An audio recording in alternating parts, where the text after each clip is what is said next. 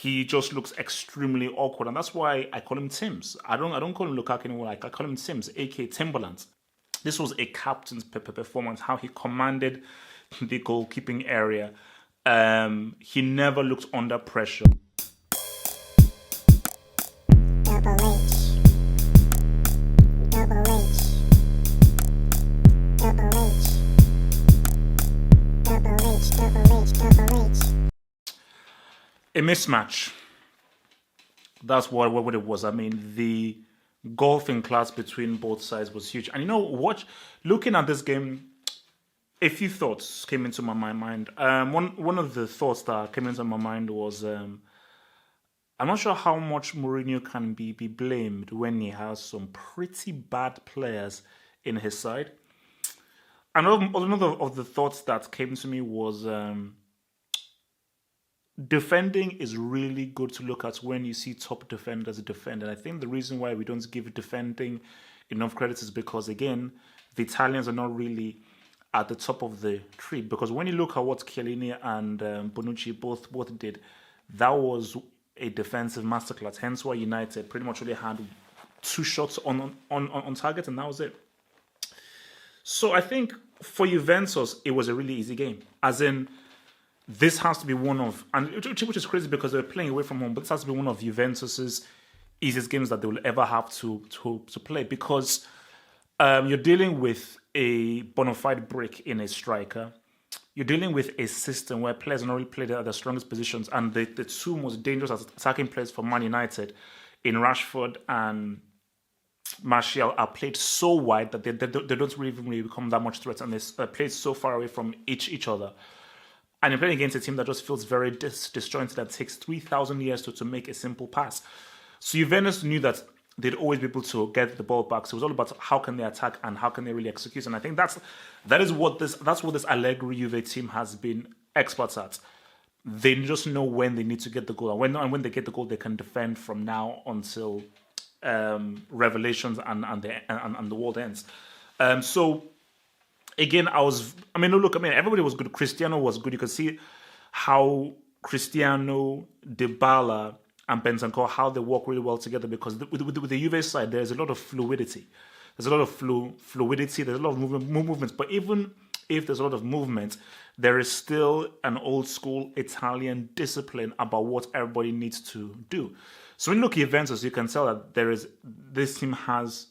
You can see what they've been learning on the training ground. Like, yeah, these guys have definitely trained, because these guys are very cohesive and they work with one another. With United, I'm just confused, man, because I'm looking at this team and it's like, yeah, they improved in the second half. But it's like, first of all, I thought this was one of Lindelof's better games. Of course it was one of Lindelof's better games. But he's still not a great defender. He still is not a great defender. And he was, you could say that him and Simone were at fault, but I think he was at fault for the goal, because, again, where were you? You have to be aware of where the danger is. It doesn't matter how fast the game is going. You have to be aware of where the danger is. Ashley, you see, the thing with Ashley Young is that he tries. Ashley Young tries hard, and I give him an effort for him trying. But he is essentially a brick, because how many times do you have to attempt a cross and not get one quality cross into the 18-yard box around the penalty area? I mean, how many times must you swing wildly and this ball just goes way? You're a professional player and you cannot put a quality cross in. I mean, I don't even know what to say. And the thing with Pogba is this. Pogba needs, because Matic was horrible. He's the candidate for break of the game. For me, I can't decide between him and Lukaku, but I'll get to Lukaku. You see, with Pogba, what I've decided about Pogba is that I get that this is not your role to be a central midfielder, but you have to play it. And you have to accept that this is a role that you have to play. Because Pogba is playing as if he already has a guy who can do the central midfield role. So Pogba has to realize that you have to protect the ball. You have to give the ball away. You've got to keep the ball moving. You can't keep trying to dribble. You just can't keep trying to dribble. I know that is what comes to you, but you have to be professional enough and mature enough to say, all right, I can't play the role I want to play, but this is the role that I have to play, and I've got to adapt my game and become a disciplined, mature central midfielder. I have to go to play it one touch, keep it simple, but also know when to dribble, know when to make the penetrative pass. But more so than not, I've got to keep the ball rolling because United badly needed to keep hold of the ball.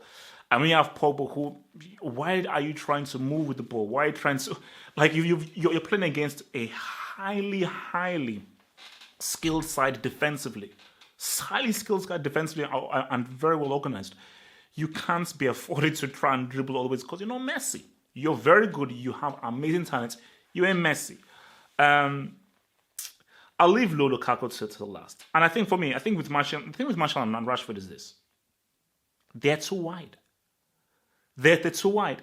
But when you just look at Martial's touch and his technique and so forth, that guy should be your striker. This is the guy that the whole team should be built around him. He should be the focal point of the attack. So everything should go through him. But he's way out wide onto the left. I mean, but I think no, with Juventus, man, I just thought that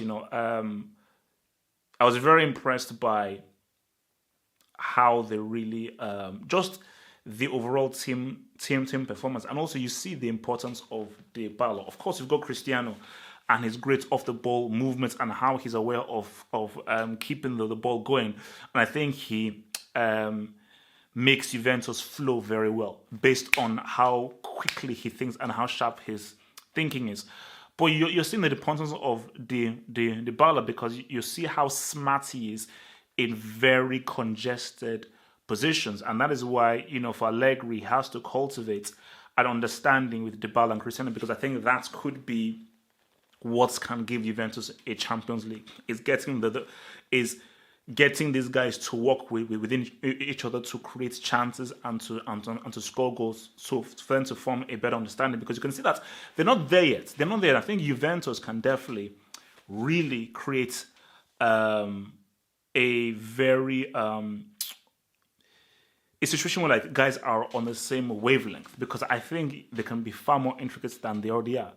You can see that they do very nicely, but I think they can play even better football and even better one-touch football if, the understanding of Cristiano, Dybala, and so forth, Matuidi coming off, that is trained more. They work on that even harder.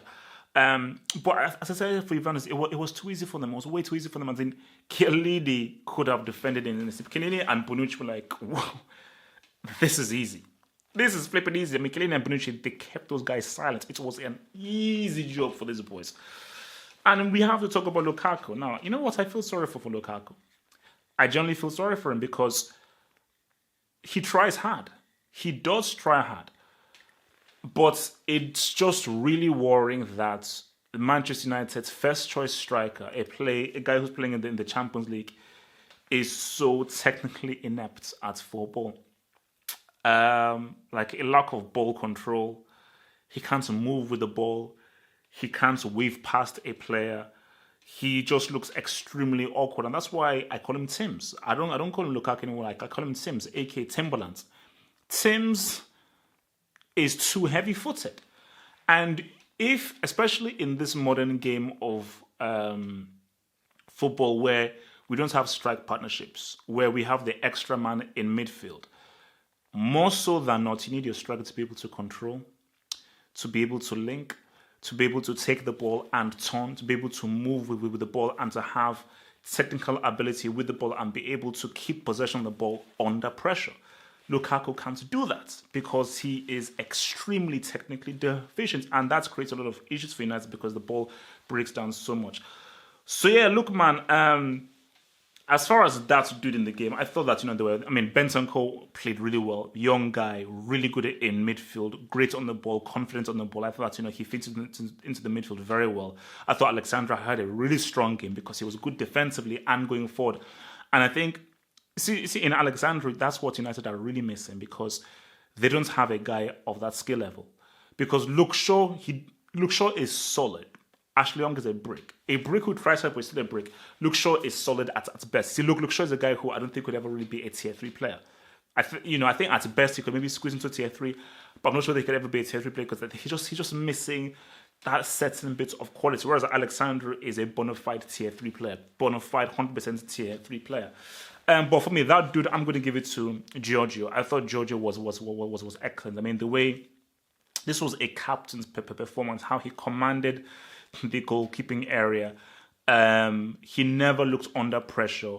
He defended all of United's attacks very well, and his reading of the game was beautiful. So this was just, especially if you're growing up to be a defender, this was just a great advert for the defending, because Giorgio just showed you the art of defending and how defending can be.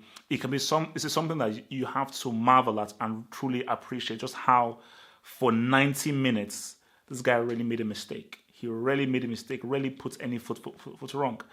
Break of the game. I've got to give it to Lukaku, because I was going to give it to Matic, because Matic lost the ball many times and I think he had a pretty bad game when the worst games I've seen of him. But I've got to give it to Lukaku because at a point in the second half, I just felt sorry for him. I was like, you know what? I'm going to stop tweeting stuff about it, because again, what more can I say? Is like, this guy, he's just not very good at football. And when you're just not very good at football, what do you want me to do? Do you want me to beat up on you even more?